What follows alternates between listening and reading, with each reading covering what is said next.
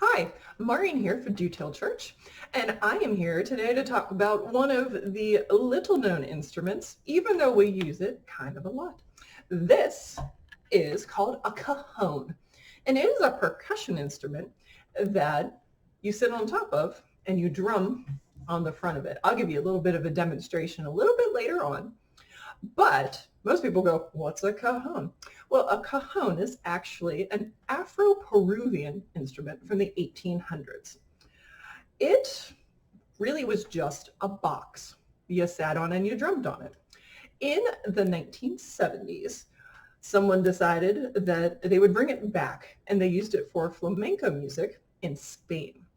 At that point, they decided that it needed to be a little bit more than just a box. So what they did was they added guitar strings to the back of it, so it had two different tones that it could make. It would make the bass sound and it would have a rattle sound.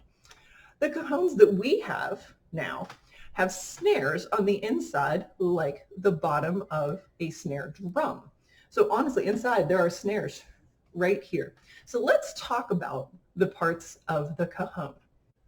This is the front of the cajon, and it's sometimes called the tapa. This is the part of the cajon that you're going to strike with your hands.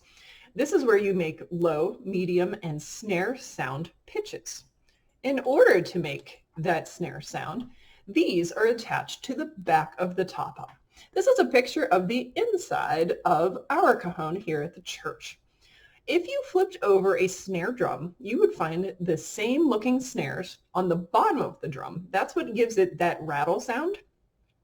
The black piece on top is just a microphone that we have attached to ours so that we can hook it up easily to the sound system. Now, the only reason I could take such a great photo was because the back of the cajon has what's called a sound hole. Just like there's a sound hole on your guitar, there's also sound holes on many other stringed instruments like violins and cellos. This is what helps the sound escape. Otherwise, it would sound considerably softer. So this is the church's cajon, and let me show you a little bit of how to play it. So when you sit on your cajon, you want to sit on it almost as if it were a stool, and you need your legs to be on either side because you're going to be reaching down to play on the front, or as they call it, the tapa. So your cajon has three different sounds that it makes. It has bass sounds, which are in the middle. We also have snare sounds. And we have this mid sound. So when you put them together in patterns, you can make what sounds like a drum beat. Now, I am no Ron Roman, who is an excellent cajonist. But I do happen to dabble in some cajon that I use with my ukulele ensembles. So if you put them together,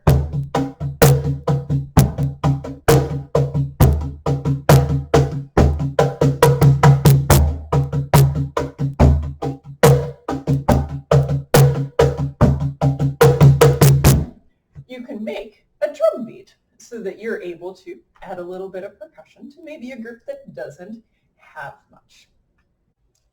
I hope you enjoyed learning about the cajon today. I really have enjoyed learning to play it over the last couple of years. It's a very fun time, so if you ever have a chance to try one, I highly recommend it.